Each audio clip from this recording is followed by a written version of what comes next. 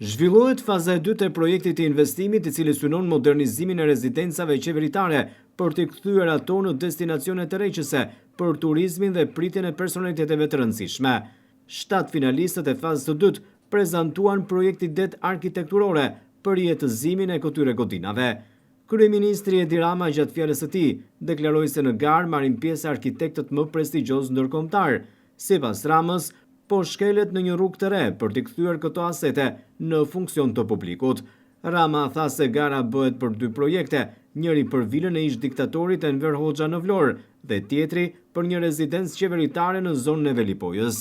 Kjo është rruga për të kthyer këto asete në funksione me interes publik dhe nga ana tjetër për të rihetëzuar duke e futur shtetin si partner dhe duke i dhënë mundësi sipërmarrjes që i transformojë në burim të ardhurash.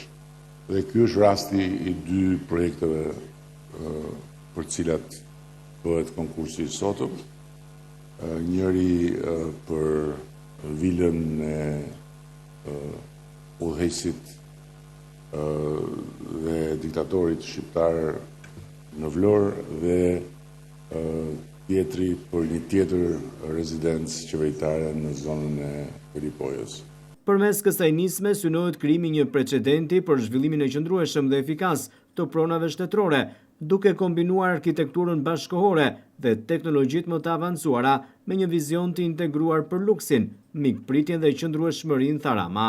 Është një rrugë e re që ne po i shkelim, besoj unë, me sukses, por mbi të gjitha ku po praktikisht shikojmë potencialin e madh që ka vënia në shfrytëzim e aseteve shtetërore për ta përfshirë publikun përmes shtetit si një palë interesuar, duke ndryshuar praktikisht hap pas hapi dhe formulat e ndërveprimit me privatin.